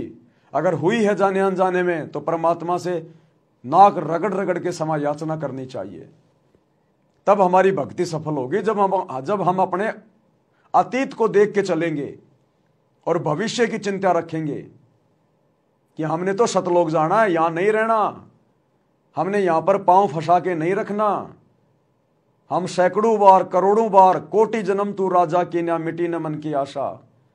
भाई सुरपति दुखिया, भूपति दुखिया, रंक दुखी जो है बपरीति हो। ये सारे उदाहरण गुरुदेव ने दे रखे हैं कि यहां देवताओं के राजा भी सुखी नहीं है, खुद ये तीनों देवता भी सुखी नहीं है। तुम कैसे सुखी हो सकते हो? इसलिए भूलो मत भक्ति, मर्यादाओं को हल्के में मत लो, क्योंकि गुरु बार बार आपको दबाव दे के नहीं समझाएगा। गुरु 24 घंटे आपके पीछे नहीं लगा रहेगा। गुरु जी ने सार्वजनिक तौर पर ज्ञान दे दिया, अब उन सत्संगों को आधार बनाकर हमने आगे बढ़ना होगा। फिर तो इस प्रकार से भाई और बहनों, सतगुरु का एक एक वचन परम सत्य है कि जरा सा सुख हुआ नहीं और ये काल इस जीव को तुरंत दबोच लेगा, तुरंत। इसलिए परमात्मा कहते हैं जगत वालों के साथ में जो अनुपदेशी हैं, चाहे वो रिश्तेदार हो चाहे यार दोस्त हो, यारी दोस्ती तो भक्ति में हमने रखनी नहीं है। यदि हमारा कोई यार दोस्त भी है तो हमारा गुरु है, गुरु। अनुपदेशी व्यक्ति चाहे कोई भी हो, कितना ही प्यारा क्यों ना हो, यदि विशेष काम है तो उसके संपर्क में आइए, अपना काम कीजिए, तुरंत लौट के आइए। वो आपको बहकाने का प्रयास करेगा, अरे भाई बैठ जा, बहुत दिनों में आया, अरे बच्चों चाय बनाओ रे, तुम्हारे चाचा जी आए। बोलो भाई साहब माफी चाहता हूं, समय नहीं है, फिर कभी देखेंगे। निकल लो उसके बोलते बोलते। एक बार अगर बैठ गए तो वो तुम्हें देने वाला कुछ नहीं है। तुम्हारे मेमोरी कार्ड में उल्टी सीधी बातें भरेगा, इधर उधर की बातें, तुमसे झूठी हाँ भरवाएगा। अरे यार वो नहीं है क्या वो फलाना फलाना, अरे बड़ा निकम्मा आदमी यार वो, उसने उसके साथ ये कर दिया। आपसे झूठी हाँ भरवाएगा, आप बैठे बैठे करोगे हाँ हाँ हाँ हाँ हाँ हाँ, निंदा चुगली में हाँ मिला के परमात्मा के दोषी बनोगे। और उसके घर की चाय पी के, उसके घर का पानी पी के पाप के भागी बनोगे, क्योंकि वो अनुपदेशी है। उसके ऊपर तो 3 लोक का भार चढ़ा हुआ है, पाप कर्म है उसके। हम उसके घर का पानी पिएंगे तो भी हम उसके कर्म बंटवा रहे हैं, उसके घर का खाना खा लिया तो भी हम उसके पाप कर्म खा रहे हैं। इसलिए मालिक कहते हैं दुनिया से ती दोस्ती पड़े भजन में भंग, एकाएकी राम से या साधु के संग। एकाएकी राम से यानी अपने गुरुजी से लगे रहो। एकाएकी राम से मोबाइल में सत्संग चला दिए, सुन लिए, अपना काम कर रहा है, नहीं तो अपना लेट रहा है। एकाएक ही राम से अपनी आरती कर ले, सुमरन कर ले, सत्संग सुन ले, कोई शब्द गा ले, या साधु के संग, या अपने किसी भगत भाई बहन के पास चला जा अगर फ्री है तो, अगर कोई आस पास में है तो, या किसी भगत भाई बहन से मोबाइल पे अपनी बातें हो गई, परमात्मा की चर्चा हो गई, तो कहते हैं भगत ने इस कदर अपने भक्ति जीवन को जीना है, सफल करना है। इसलिए परमात्मा कह रहे हैं इस वाणी में, कबीरा दुनिया सेती दोस्ती, ओए भजन में भंगे, एका एकी राम से कै साधु के संगे। बिना सत्संगी के पास बैठने में भी आपको पाप लगेगा, आपका भजन भंग हो सकता है। तो इसलिए बताया, या तो अपने सत्संगी द्वारा जा बैठे, या फिर अपना नाम पर लगा रहे। अगर आप किसी दूसरे के पास बैठोगे हुक्का पाड़ पे, तो जानते ने कहा लो पी लो मेरे यार, तो उन्होंने कहेगा ना मन तो छोड़ दिया। क्यों, क्या हो गया भाई, नाम ले लिया, ओ तुरे सोचू खा कर बिल्ली ने कहा आज करण चाली, हो गई ना वो गलती। वो जगत वाले तो जबरदस्ती करेंगे। गुरुजी के दोनों लड़कों ने तो मना भी नहीं किया। जब जगत वाले उसके गले में माला डालने लगे तो गुरुजी के लड़कों ने तो मना भी नहीं किया। अगर मान लो वो मना भी करते कि नहीं नहीं भाई अब माला नहीं डलवाएंगे, क्यों, अरे हमारे गुरुजी के नियम है भाई, माला डलवाना पूजा में आता है और हम ठहरे जीव। अरे यार क्या फर्क पड़ा है, देखियो नेताजी ने माला डलवा रखी, मैंने डलवा रखी, ये सोचू ये खा के बिल्ली कहें हज करण चाली, ले ले ले जबरदस्ती डाल देंगे। लेकिन यहां तो गुरुदेव के दोनों बेटों ने मना भी नहीं किया, हंसते हंसते अपनी गर्दन नीचे कर रहे हैं कि डाल दो काल की फांसी मेरे गले में, डालो काल की फांसी। और दोनों ने डलवा ली। इसलिए गुरुजी मना करते हैं साध कि दुनिया से ती दोस्ती, पड़े भजन में भंग। अब पड़ गया ना भजन में भंग। खैर इनकी तो पहले से ही सैकड़ों मर्यादा टूटी हुई है। ये तो जब से भक्ति से लगे हैं तभी से इनकी मर्यादा नहीं है, अब क्या नई मर्यादा टूटेगी। लेकिन गुरुजी के सत्संग के अनुसार ये उदाहरण है, गुरुजी का वचन गलत नहीं हो सकता। इन्होंने दुनिया से दोस्ती निभाई, जबरदस्ती जाकर वो जाटों की धर्मशाला बनवाई, अपने जाट भाइयों की। इनमें जातिवाद इतना अंदर तक समाया हुआ है। क्या मतलब था उन अनपदेशियों की धर्मशाला बनवाने का, संगत का पैसा और बर्बाद कर रहे हो तुम वहां पर। ये जबरदस्ती की यारी दोस्ती निभाई, यारी दोस्ती निभाई तो देखो कैसे फिर काल कर्म फोड़ता है। सबसे पहले तो कर्म फोड़ दिए, करोड़ों रुपया जाट धर्मशाला बनवाने में लगा दिए भक्तों का ज्योति पाठ और दान का। खुद के तो फोड़े से फोड़े, बेचारी संगत के भी फोड़ दिए, क्योंकि पैसा तो संगत का, ज्योति पाठ का। उसके बाद उसके उद्घाटन पे गए, गले में माला डलवा के अपना सम्मान करवाया, अपनी पूजा करवाई, वो गुरुजी की मर्यादा तोड़ दी। भाई और बहनों, ऐसे परमात्मा हमें सावधान करते हैं। और उदाहरण आप जी देख ही रहे हो साथ साथ में। यानी 36 ताने मारेगा और फिर नो कहेगा भाई काल न तो रोटी भी छुटवाओगे तेरी, यो नारायण सत्संग देखा। तो आपके मन में विक्षेप हो सकता है, 1 दिन में, 2 दिन में, 3 दिन में तो जरूर अपना रंग वो चढ़ा के मानेगा। तो इस करके उड़ा बैठे नहीं उस दौरे, अपना सत्साहिब कर उठ कर चलता बना। कोई प्रेमी दौरा बैठे, प्रेमी नहीं है तो अपनी कैसेट ला ले, कैसेट भी नहीं है तो अपना नाम सुमन लाग जा, खेत में चला जा, घूमे जा, भजन करे जा, अपना डोला पर हंडे जा, वैसे बैठ कर ले जा, डेके में धूप में कोठड़े का आगे अपनी चारपाई ना आगे। तो कहते हैं कबीरा रसरी पाँव में के सोवै सुख चैन, यो श्वास नंगारा कूच का तेरा बाज रहा दिन रहने। परमात्मा कहते हैं कबीरा रस्सी पाँव में तू के सोवे सुख चैन, कि तेरे पैरों में तो काल की रस्सी पड़ी हुई है और तू मस्ती में है, तुझे मर्यादाओं का कोई ख्याल ही नहीं है, गुरुजी के वचनों का तुझे कोई डर ही नहीं है। कहते हैं बेटा क्या सो रहा है, अभी तू 21 ब्रह्मांड में बैठा है, सतलोक में नहीं है, जो तू इतना खुल के मर्यादाओं को हल्के में ले रहा है। इस काल में फंसाते हुए 1 सेकंड भी नहीं लगती, 1 सेकंड भी। तो भाई और बहनों, जिन्होंने सतलोक जाना है, क्योंकि सत्संग उनके लिए किए जाते हैं, मर्यादा उन भक्तों के लिए होती हैं जिनको सतलोक जाना होता है।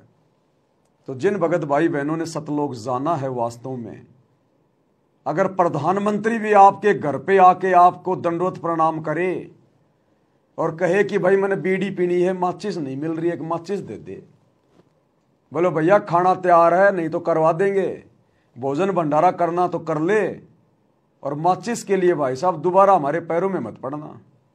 ये माचिस तो अगर हमें कोई तीनों लोगों का राज दे दे तो भी हम उसकी तरफ थूकने वाले भी नहीं हैं। ये कुकर्म करने के लिए माचिस नहीं देंगे, बुराई करने के लिए नहीं देंगे। तन खाना बनाना है, तन सर्दियों में हाथ सेकने हैं तो माचिस ले जा, 2 ले जा, लेकिन बीड़ी सिगरेट पीने के लिए माचिस नहीं देंगे, उल्टे काम करने के लिए कोई चीज नहीं देंगे। हमने तो इस कदर यहां पर दृढ़ और सावधान रहना है, फिर परमात्मा पीठ पीछे खड़ा रहेगा, पीठ पीछे। 21 ब्रह्मांड का काल भी हमारा बाड़ बाका नहीं कर सकता, फिर यहां की शक्तियों की तो औकात क्या है।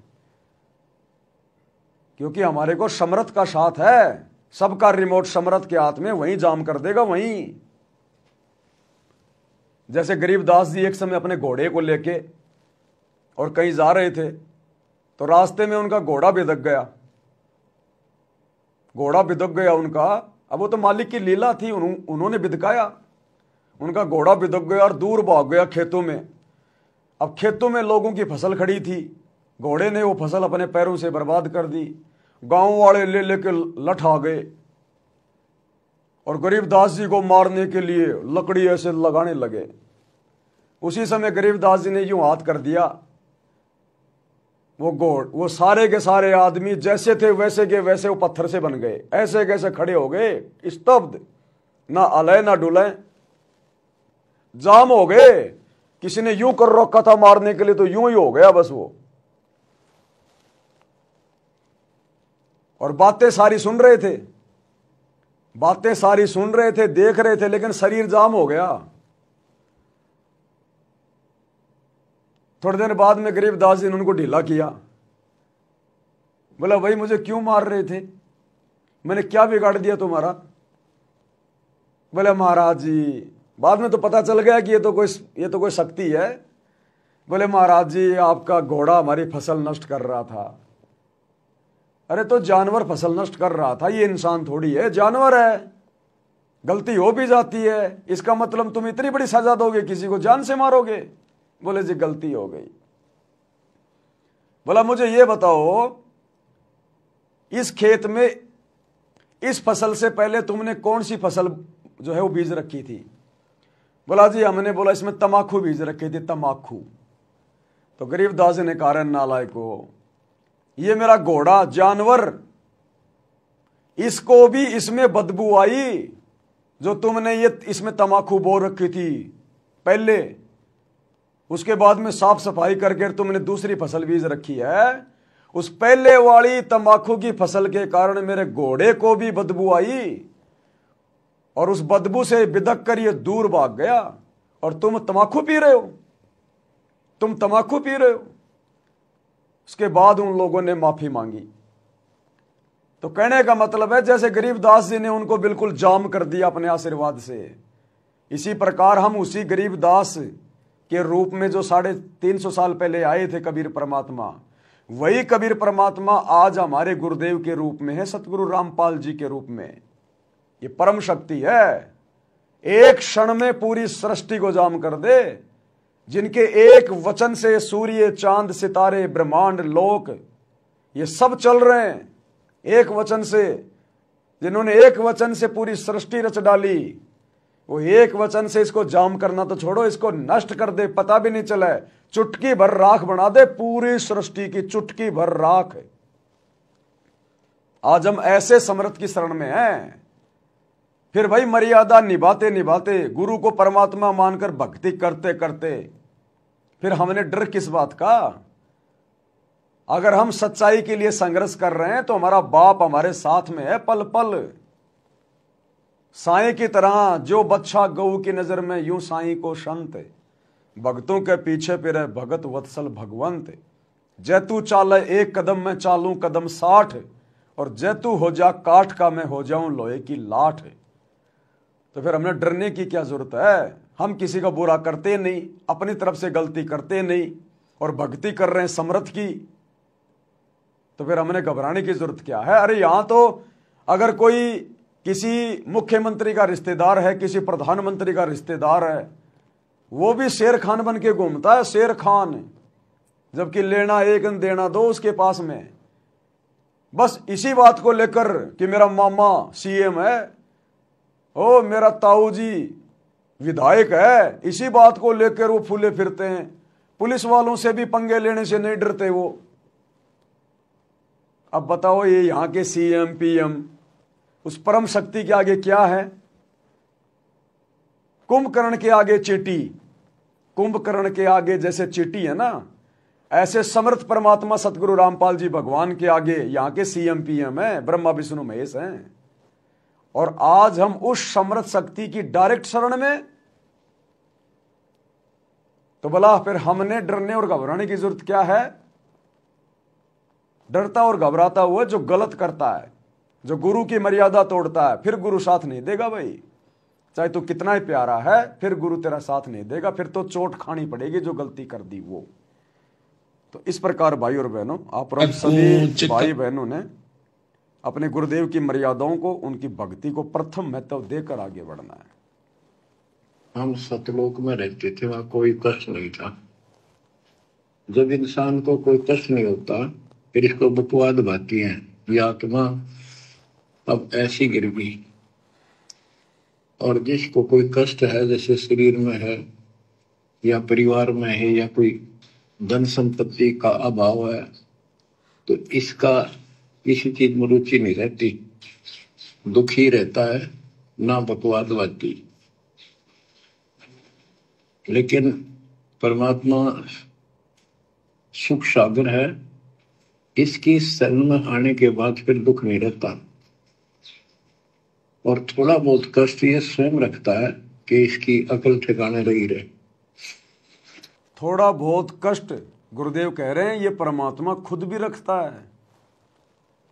इसलिए जो भगत भाई बहन नाम उपदेश लेने के बाद भी अगर किसी कारण से किसी कष्ट में हैं, कोई परेशानी है, कोई बाधा है, तो उन भगत भाई बहनों ने मन में शंका उत्पन्न नहीं करनी चाहिए, शुक्र मनाना चाहिए कि मैं आध्यात्मिक डॉक्टर की शरण में हूं और डॉक्टर को पता है कि मेरा रोग क्या है, कब कटेगा, कैसे कटेगा। तो ऑपरेशन जारी है, इलाज जारी है, हमने डॉक्टर की रजा में राजी रहना चाहिए। यदि किसी का कष्ट इतना जल्दी हल्का नहीं हो रहा है तो इसमें भी गुरुजी की विशेष दया, विशेष रजा है। यदि आप मर्यादा में हैं, आपने विशेष कोई ऐसी मर्यादा नहीं तोड़ी है, देखो मर्यादा तोड़ेंगे तो कष्ट ऑटोमेटिक आएंगे, वो तो हमारी अपनी गलती के आएंगे। और यदि मर्यादाओं में रहते रहते भी यदि आपके ऊपर कष्ट है, भक्ति करते करते भी, तो फिर ज्ञान को आधार बना के उस कष्ट को हल्का किया जाएगा कि मेरे गुरुजी को पता है कि ये मेरा कष्ट उन्होंने कब काटना है। वो अंतर्यामी है, उसको मेरे भविष्य का पता है, वो तो मुझे आज ही सुखी कर दे, आज ही।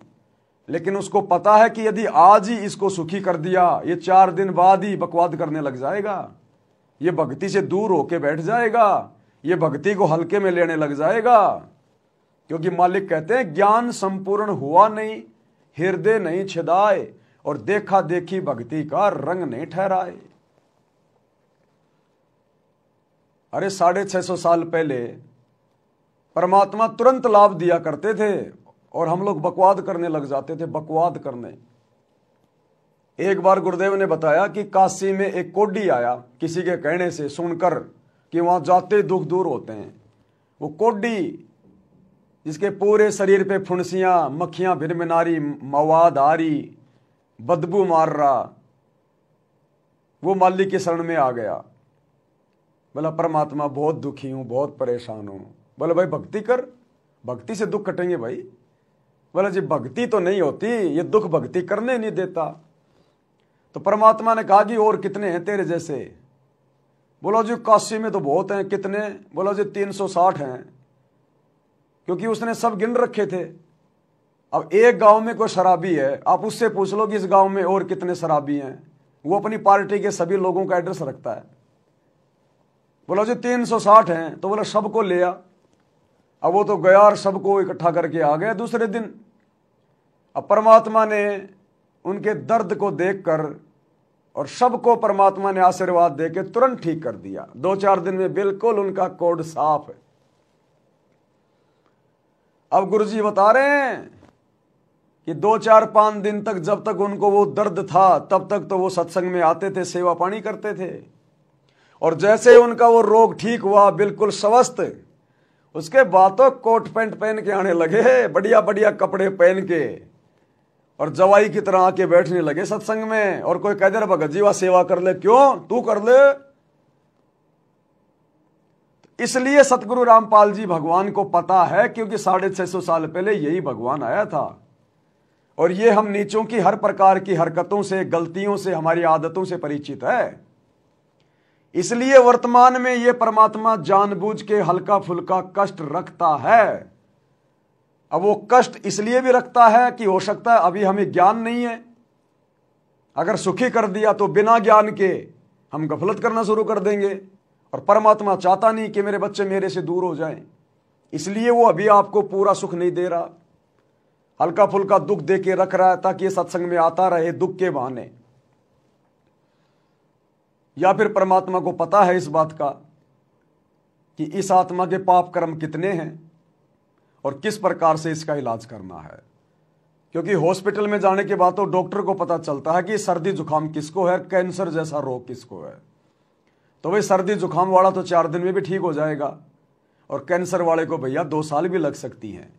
अब वो ये ना कहे कि देखो जी वो मरीज मेरे साथ में आया था, वो तो 4 दिन में छुट्टी लेके गया, मेरे को 2 साल हो गए, काहे का डॉक्टर है।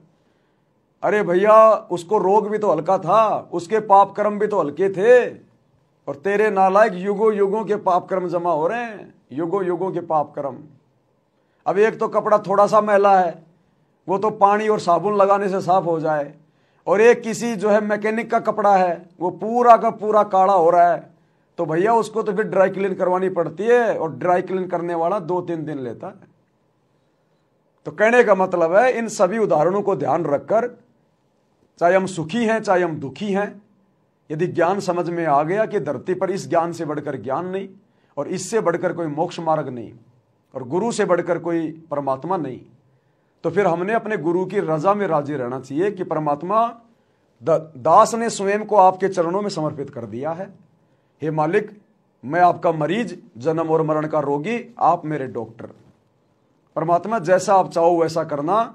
यदि मैं बकवाद भी करूं तो परमात्मा मेरी मन की बातों को ना सुनना, आप अपने दास की मन की बातों को ना सुनना परमात्मा, नजरअंदाज कर देना। जैसा आप चाहो परमात्मा वैसे ही अपने दास को भक्ति पे रखो।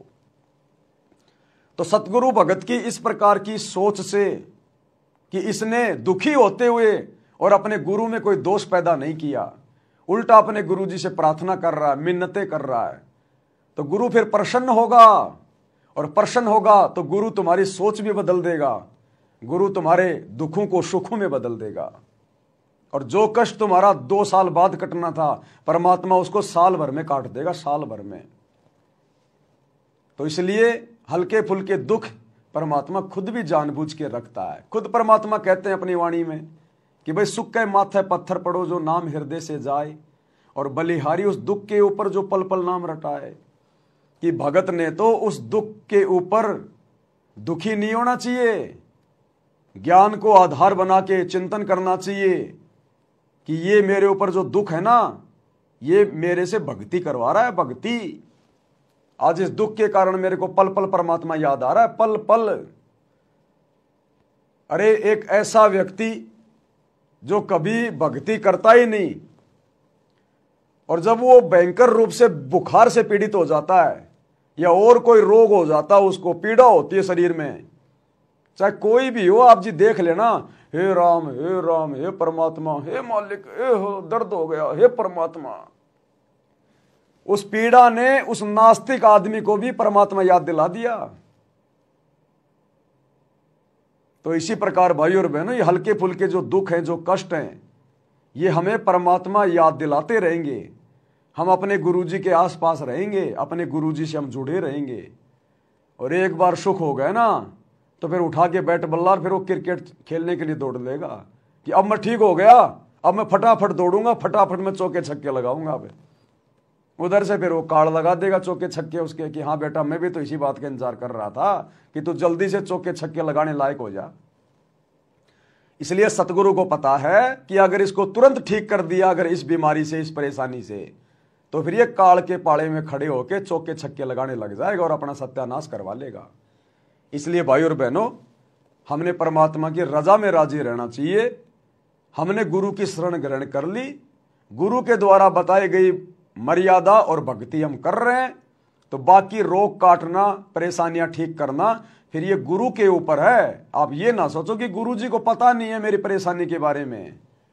गुरु जी को तो 84 लाख योनियों में अगर किसी सूक्ष्म से सूक्ष्म अगर जीव को भी कोई प्रॉब्लम है, कोई चिंता है, परमात्मा उसकी चिंताएं भी जानता है और उसका भी समाधान करता है। फिर आप और हम तो 5-6 फुट के हैं और बोल सकते हैं, रो सकते हैं और डायरेक्ट उनकी शरण में हैं, तो क्या हमारे बारे में गुरु जानता नहीं होगा? इसलिए मन में ये भाव भी आ जाना कि क्या पता गुरु जी को मेरे बारे में पता है कि नहीं है, ये भी गुरु जी के प्रति अविश्वास को दर्शाता है। तो हमने इतना भी नहीं सोचना है, चीटी पायल बाजे पैर, सतगुरु सुनता है सब लहर।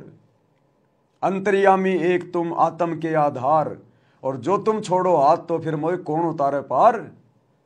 तो सतगुरु पर शौपन में भी दोष नहीं देखना है, और जिस हाल में रखे, क्योंकि भाई और बहनों, राजाओं को राज्य भी इसी ने दिया हुआ है उनके पिछली भक्ति के कारण, और भिखारियों को भिखारी भी इसी ने बना रखा है पिछले जन्मों में भक्ति ना करने के कारण।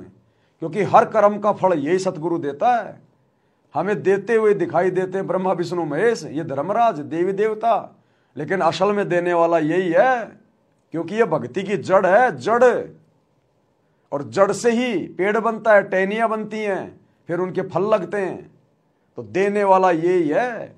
फैक्ट्री में महीने के दिन सैलरी देता हुआ तो मैनेजर दिखाई देता है, ठेकेदार दिखाई देता है, लेकिन उस मैनेजर को और ठेकेदार को वो हजारों लोगों की तनख्वाह दी किसने? फैक्ट्री के मालिक ने। तो इसी प्रकार आज हम डायरेक्ट उस मालिक की शरण में हैं और हम पल पल उसकी नजर में हैं। वो शौपन में भी हमारे से दूर नहीं होता। अरे हम तो वैसे ही उसको भूल जाते हैं सांसारिकता में, काम धंधे में। रात को सो जाते हैं तो हमें क्या याद रहता है? कुछ याद नहीं रहता। हम रात को सो जाते हैं, हमें कुछ पता है? हम तो मरे हुए के समान हैं। लेकिन जब हम सो जाते हैं तब भी हमारा गुरु हमारा ध्यान रखता है। अरे नींद में हम करवटे लेते हैं, हमें तो पता ही नहीं, हम तो सोए पड़े। वो करवटे कौन ले रहा है? वो करवटे हमें कौन दिला रहा है नींद में? कभी हम इधर हो जाते हैं, कभी उधर हो जाते हैं। तो नींद में वो करवटे भी हमें हमारा बाप, हमारा सतगुरु दिला रहा है कि मेरे बच्चे का हाथ ना दब जाए, मेरे बच्चे का हाथ ना दब जाए, इसको कोई पीड़ा ना हो जाए। वो नींद में करवटे भी हमें हमारा बाप सतगुरु दिला रहा है, हमारा इतना ध्यान रखता है। हम भूल जाते हैं लेकिन वो नहीं भूलता हमारे को। इसलिए भाई और बहनों, हमने अपने गुरुजी पर शौपन में भी संदेह नहीं करना। दुनिया चाहे कुछ भी बोले, चाहे काल भी आके और गुरुजी के गांव के व्यक्ति का रूप बना के और हमें चाहे कुछ भी पाठ पढ़ाए कि तू किसके चक्कर में फंस गया, ये तेरा बाबा रामपाल तो मेरे साथ में स्कूल में पढ़ता था, मैं अच्छे से जानता हूं। अरे हम दोनों इंटरवल में बीड़ी के सुट्टे मारा करते, ये भी वो बाबा बन गया। तो कहीं आप ये सोच लो कि यार ये तो गुरुजी के गांव का है, गुरुजी के साथ पढ़ा करता था, ये झूठ क्यों बोलेगा? तो 30 साल से तेरा गुरु जो बोल रहा है वो तो झूठ हो गई, और 2 मिनट में एक ऐरे गहरे आदमी ने कुछ भी बोल दिया वो तेरे लिए सही हो गई। तो क्या खाक ज्ञान समझा फिर हमने गुरु का? काल ऐसे तो तोड़ेगा, ऐसे तो उल्टी सीधी चाल चलेगा, ऐसे तो छल कपट करता वो हमारी मर्यादाओं को भंग करवाने के लिए, और गुरु में दोष आ गया तो फिर सारी भक्ति का सत्यानाश हो गया। क्योंकि मनसा पाप हो गया ना। मनसा पाप तो बहुत भयंकर पाप है। यानी मन में यदि आपने किसी के प्रति गलत सोच लिया, उसको कहते हैं मनसा पाप है। तो भाई और बहनों, हमारा गुरु क्या है, क्या होना चाहिए हमारे लिए, ये हमने विशेष तौर पर चिंतन मनन करते समय भी ध्यान रखना चाहिए कि हम परमात्मा के बारे में बोलने जा रहे हैं, हम परमात्मा के बारे में सोचने जा रहे हैं, और किस कदर पाक और शुद्ध होकर सोचा जाता है, उस हिसाब से हमने व्यवहार करना अपने गुरु जी के साथ में।